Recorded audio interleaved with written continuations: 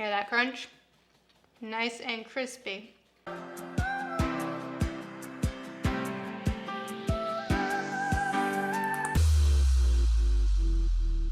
Hey everyone, I'm Sav and this is Lagom Eats. Today I'm going to show you how to make the crispiest, crunchiest homemade french fries. Making french fries at home may seem intimidating, but it's actually really easy and they taste incredible. Let's take a look at the ingredients. We're going to use russet potatoes, vegetable oil to fry them in, finished off with some sea salt. Let's get cooking. We're going to peel our potatoes. If you want a more rustic looking fry, you can leave on the skin. Just make sure you wash the skin really well. But I don't like the skin on my fries, so I'm gonna peel it. Our potatoes are peeled, let's cut them. Now you can cut them into any shape you want. If you want really thick, like steak fries, just cut them thicker. Really thin fries, I like mine kind of medium. I don't like thick steak fries, but I want to be able to taste the potato, so I don't want too thin either. So you'll cut your potato in half, cut little strips, and then you can take your little strips. See, those are pretty thick. We'll cut them a little bit more. So your fry is gonna look like this. You want these as even as possible so they fry and cook evenly, but again, nothing has to be perfect, like I always say. All right. Potatoes are chopped. Now, there are two secrets to the crispiest, crunchiest homemade french fries. And the first one is we're gonna cook our potatoes before we fry them. So we'll take a big pot, put our potatoes in, fill it up with water, and we're gonna boil them until they're tender. So we filled up our water to just an inch above the potatoes and set it to a boil. Close this. Right before it's boiling, I'm gonna add in the salt. Our water is starting to boil. We're gonna add some salt now. We want our french fries to be perfectly seasoned throughout, so you wanna make sure you add some salt to this water.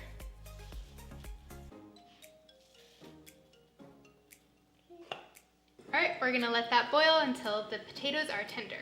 Okay, our potatoes are tender. Now we're gonna drain that water into a colander. So you're gonna want a few baking sheets. You want enough room so each fry can lay out flat and not touching another fry. I'm using some foil on my baking sheet because I don't like when it gets all oily and a mess. It keeps it a bit cleaner. And now we want our fries really dry before they go in the oil. So lay down some paper towels so it can soak up some of that water. Now we'll pour out some of our fries and then we'll lay them down flat. So just organize them so no one's touching one another. Get that social distancing. If we just threw our potatoes in the pot without cooking them, they would be nice and golden brown on the outside, but you'd bite into them and it'd still be raw in the center. So we boiled our potatoes so we know all of these potatoes are cooked throughout. Now we're gonna start frying them. We're gonna take our oil. I'm using vegetable oil. You can use whatever oil, safflower oil, corn oil, canola oil, anything with a high smoke point. You don't want to use something like olive oil. It'll start smoking before it's hot enough to fry our fries, right? Let's pour in our oil. Now make sure you keep this jug. You don't want to pour oil down the sink. It'll clog all your pipes. You'll have to call the plumber and you'll be blaming me. So keep this so you can pour the oil into this and then throw it into your trash can. Now we've got our temperature. It's a candy thermometer actually, but I'm gonna clip it on the side of this pot so we know what temperature our oil is at all times. We're gonna turn on our stove,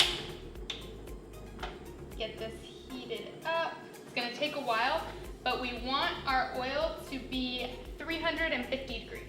Our oil is now about 360 degrees. We want to fry these fries at 350, but when we drop in the cold fries, the oil temperature is gonna go down to 350. Right, let's put in our French fries. Just go ahead and drop them in. Just be careful of any splatter. It's gonna be hot. Look at all that bubbling. That's what you want when you put in your fries. Just go slow. Sometimes the oil bubbles up a little bit and the last thing you want is it to overflow. Just keep checking your temperature. He's gonna get that. You don't want it too hot or not hot enough. Okay, so we're just gonna fry them for about 2 minutes, just until they're just slightly golden brown, like that. And we'll take them out. And I got new paper towels so it can soak up some of that oil. Our first batch is done. We're gonna fry the second batch. Just check your oil, make sure it's up at that 350 or a little above before you add in your French fries. Now, the second secret I was talking about is we aren't gonna fry these once.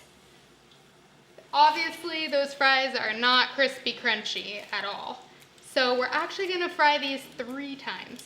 I know that seems like a lot, but trust me, if you want those crispy crunchy French fries, fry them 3 times. Our second batch has been fried once now. We're gonna do our second fry. Put in all your fries again.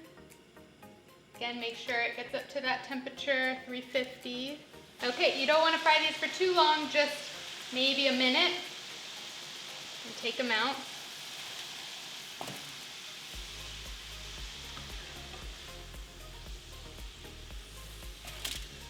They're looking better already, but not perfect yet. All right, let's do that third fry. This is gonna be the magic. This is where they're gonna get really nice and crunchy.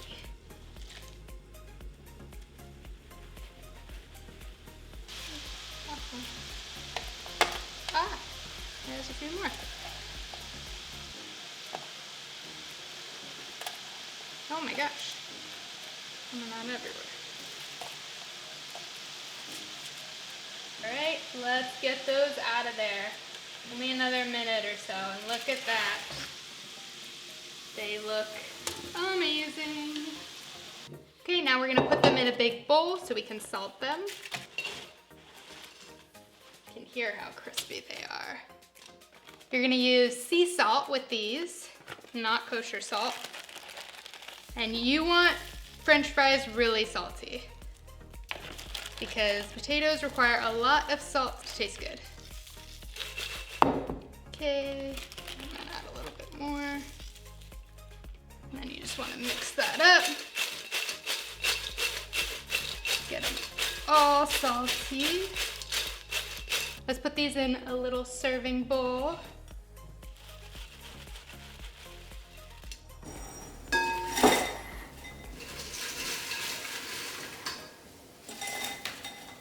And then you can garnish with a little bit of parsley if you want, or you can use chives, whatever kind of green herb you have. Just adds a little nice touch, a little green. All right, let's try one of these. Hear that crunch? Nice and crunchy, soft in the middle, salty, they're amazing. Serve these with your burgers or fried chicken sandwiches and people are gonna love you. Oh my gosh, I could eat this entire bowl.